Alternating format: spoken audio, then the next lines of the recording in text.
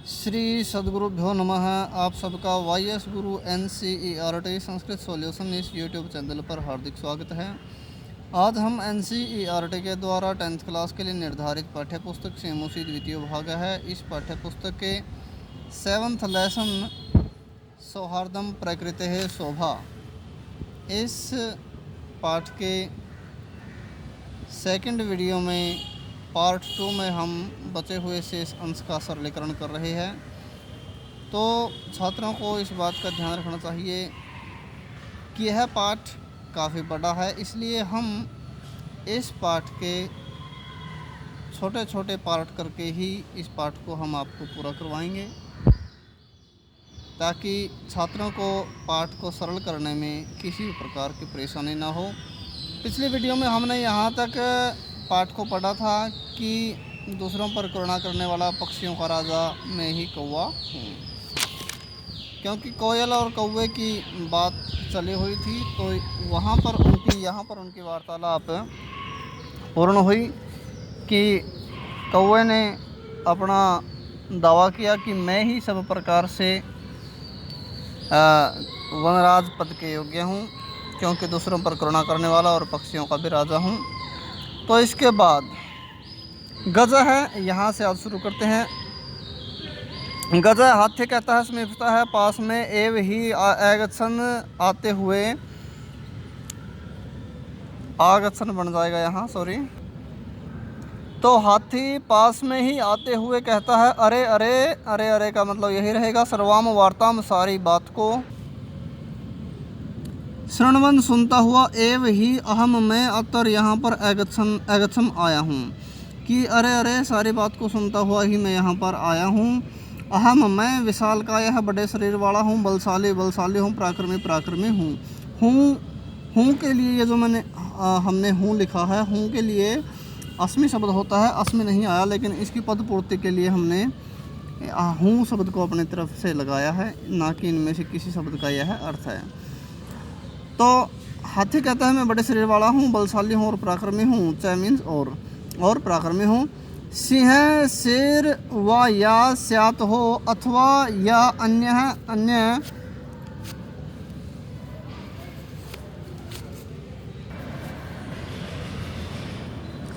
तो वह कहता है, शेर हो या अन्य कोई भी वन्य पशु, जंगली पशुओं को, तू का मतलब तो, तुदंतम दुख देने वाले को, जंतुम प्राणी को, कि शेर हो या जंगली पशुओं को दुख देने वाला कोई भी प्राणी हो, उसको अहम मैं स्वसुंडेन अपनी सूंड से पोथी त्वा पटक पटक कर मारी से हमें मार डालूंगा। इसके बाद कहता है, किम क्या अन्य कोई अस्थि है, क्या अन्य कोई है, एतादृश है ऐसा पराक्रमी, क्या अन्य कोई ऐसा पराक्रमी है जो सबको उठाकर पटक पटक कर मार सके। अतः इसलिए अहम मैं एव ही योग्य हूँ, वनराज पद आया, वनराज पद के लिए, इसलिए मैं ही वनराज पद के लिए योग्य हूँ। तो इसके बाद बंदर कहता है, अरे अरे एवं ऐसा है, वाह या शीघ्र में शीघ्र ही गजस्य, हाथी की अपी भी पुच्छम पूंछ को विधुय खींचकर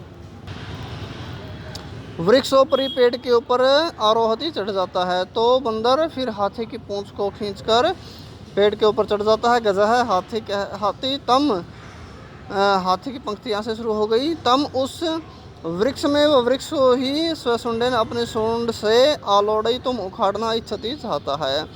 तो हाथी उस वृक्ष को ही अपने सूंड से उखाड़ना चाहता है। परंतु वानरस्तु, बंदर तो कुर्दित्वा कूदकर अन्यम वृक्षम, दूसरे पेड़ पर आरोहती चढ़ जाता है। एवं इस प्रकार गजम हाथी को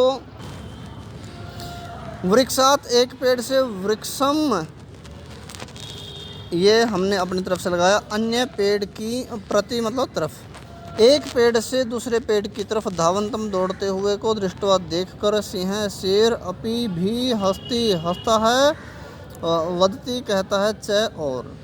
तो हाथी को एक पेड़ से दूसरे पेड़ की तरफ दौड़ते हुए को देखकर शेर भी हंसता है और कहता है, क्या सिंह शेर कहता है, भो अरे गज हाथी, अरे हाथी माम मुझको अपी भी, यहाँ मैंने भी लिख दिया था लेकिन इसका अर्थ था ये, इसके लिए छात्र ध्यान रखें, मुझको भी, ये भी अपी के लिए आता है। अरे हाथी मुझको भी एवं इसी प्रकार ऐत उदन दुखी करते हुए एते ये वन रहा बंदर। तो आगे यह बात उसने डैश डैश लगा रखा है, इसका मतलब यह सारी बात उसने बताई शेर ने हाथी को कि मेरे को भी इसी प्रकार से दुखी किया था। तो वन रहा बंदर कहता है तस्मात इसलिए ही तस्मात इसलिए एव ही तू तो कथयामी कह रहा हूँ, इसलिए ही तो कह रहा हूँ यत कि अहम एव मैं ही योग्य हूँ वनराज पदाया वनराज पद के लिए, कि मैं ही वनराज पद के लिए योग्य हूँ। ये न जिससे विशाल काया का अर्थात बड़े शरीर वाला या विशाल काया, पराक्रमीणम पराक्रमी भयंकरम भयंकर च और अपि भी सिंहम शेर को गजम हाथी को वा या पराजित करने के लिए समर्थ है अस्माकम हमारी जाति। तो बंदर कहता है कि विशाल काया हो या पराक्रमी हो, अब शेर हो गया पराक्रमी और हाथी हो गया विशाल काया, कि कोई भी कितना भयंकर हो या पराक्रमी हो पराजित करने के लिए उसको पराजित करने के लिए हमारी जाति समर्थ है। अतः इसलिए वन्य जंतुओं वन्य प्राणियों की रक्षा के लिए वयम हम सब एव ही क्षमा योग्य हैं, कि हम बंदर ही सभी वन्य प्राणियों की रक्षा के लिए योग्य हैं। एतत् सर्वम यह सब श्रुत्वा सुनकर नदी के मध्य से एक बगुला कहता है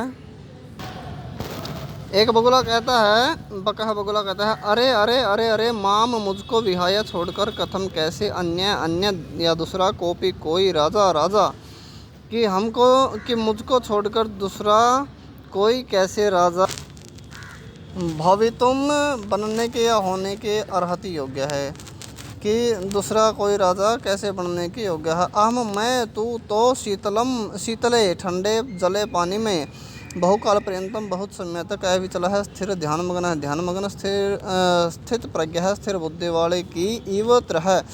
यह कि हमने अपनी तरफ से लिखा है कि मैं तो ठंडे पानी में बहुत समय तक स्थिर और ध्यान मगन स्थिर बुद्धि वाले की तरह स्थित होकर सर्वेशाम सभी की रक्षा के उपायों को चिंतयिष्यामि सोचूंगा, कि मैं तो ठंडे पानी में भी खड़ा होकर इतनी देर तक ध्यान मगन होकर स्थिर होकर सबकी रक्षा के लिए उपायों को सोचूंगा।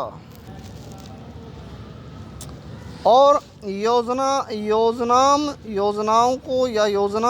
योजनाओं को लिख दिया है, बहुवचन हो गया, योजना को लिखना है। यहाँ हमने लिख दिया है योजना को।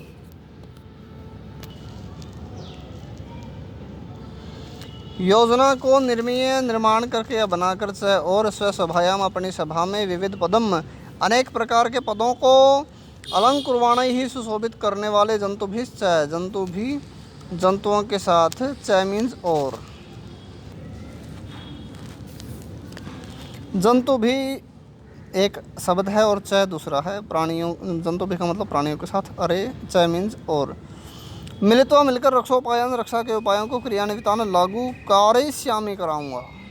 लागू कराऊंगा। उसने तो पूरी कैबिनेट बनाने की ही सोच ली।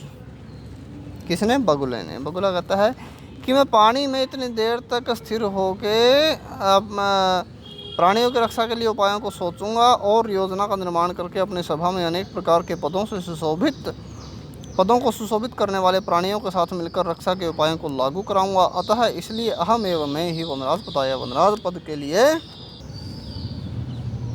वनराज पद को प्राप्त करने के लिए योग्य हूँ। मयूर है, मोर कहता है, वृक्षो प्रीत है, वृक्ष के ऊपर से, पेड़ के ऊपर से फिर मोर बोलता है। साट्टहास पूर्वम ठहाका लगाते हुए, यानी कि जोर से हंसते हुए कहता है वीरम रुको आत्मश्लाघ है अपनी प्रशंसा से, क्या अपनी प्रशंसा से रुको।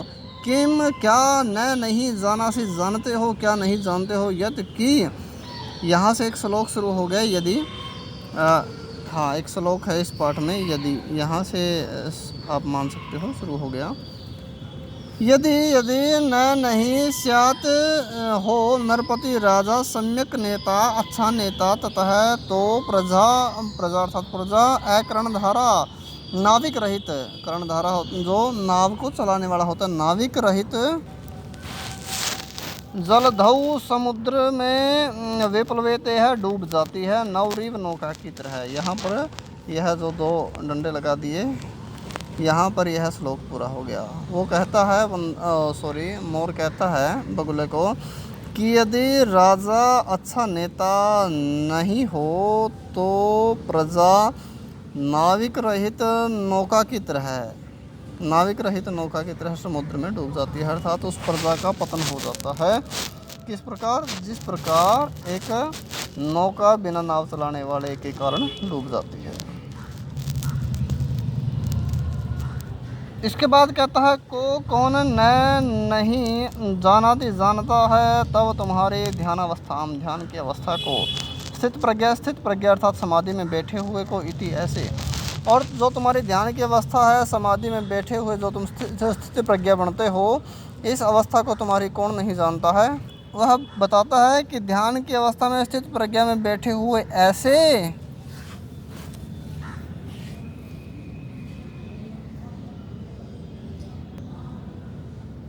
व्याजेन बहाने से वराकान बेचारी मीनान मछलियों को छल से अधिगृह्य पकड़कर क्रूरतया निर्दयता से भक्ष्यसी खाते हो।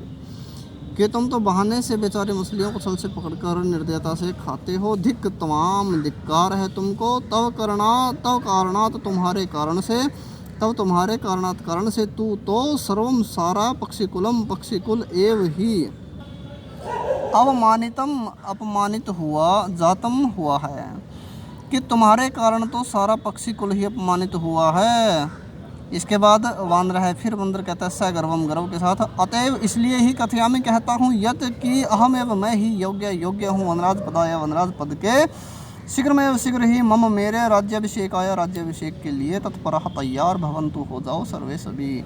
फिर बंदर ने अपना दावा ठोक दिया कि भाई इसलिए ही तो मैं कहता हूँ, यानी कि जब सबकी बातें काट देते हैं एक दूसरे, तो फिर बीच में बंदर फिर अपनी योग्यता को सिद्ध करता है कि मैं ही सबसे योग्य हूँ। तो इसलिए सभी मेरे राज्याभिषेक के लिए, वनराज पद के राज्याभिषेक के लिए सभी तैयार हो जाओ। तो आज के लिए हम इतना ही करेंगे, क्योंकि यह पाठ काफ़ी बड़ा है और जितना हम छोटा पार्ट में हम इस पाठ को सरल करेंगे छात्रों के लिए, उतना ही यह कंफर्टेबल आसान रहेगा। तो आशा करता हूँ आप सबको हमारी मेहनत, हमारी वीडियो ज़रूर पसंद आई होगी। यदि आप हमारे इस चैनल पर नए आए हैं, हमारे इस चैनल को सब्सक्राइब करना मत भूलें। हमारे इस चैनल को ज़्यादा से ज़्यादा लाइक करें, शेयर करें, कमेंट करें। धन्यवाद। जय तु संस्कृतम, जय तु भारतम।